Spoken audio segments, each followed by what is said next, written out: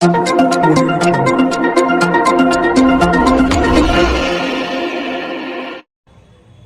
અને હત્યાની કોશિશ કરનાર આરોપીઓને ગણતરીના કલાકોમાં પકડી પાડતી ભેસ્તાન પોલીસ કમિશનર સુરત શહેર, અધિક પોલીસ કમિશનર સેક્ટર 2, નાયબ પોલીસ કમિશનર ઝોન 6, મદદનીશ police commissioner I division Surat શહેરે, police inspector VL Patel, police inspector VM દેસાઈએ ગંભીર શરીર તેમજ મિલકત સંબંધી ગુનાઓ અટકાવવા અને શોધી કાઢવા માટે સૂચનાને અનુસંધાને 27/9/2024 સવારે 5 થી 5:30 વાગ્યાની વચ્ચે ફરિયાદીના ઘર પાસે સિદ્દીકીનગર, ભીંડી બજાર, ઊન પાટિયા, સુરત શહેર ખાતે ઘરેથી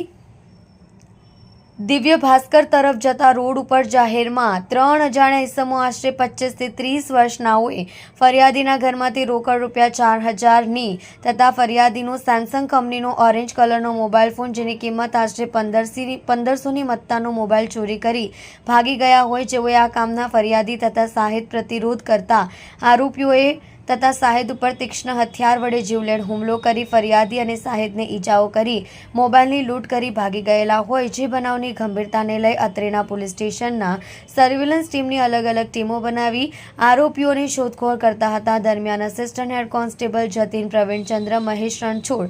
assistant police constable Ashfaq Fazal Hussain,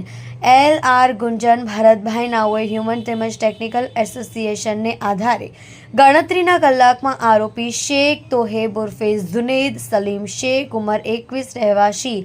શોએબનગર, ઉનપાટિયા, Surat, કલીમ ઉર્ફે ટુટ્ટુ રહેમાન શેખ, ઉંમર 32, રહેવાસી પ્લોટ નંબર 683, પંચશીલનગર, ઉમિયા માતા મંદિરની પાછળ ભાટીના સલાબતપુરા, સુરતનાની ઓળખ કરી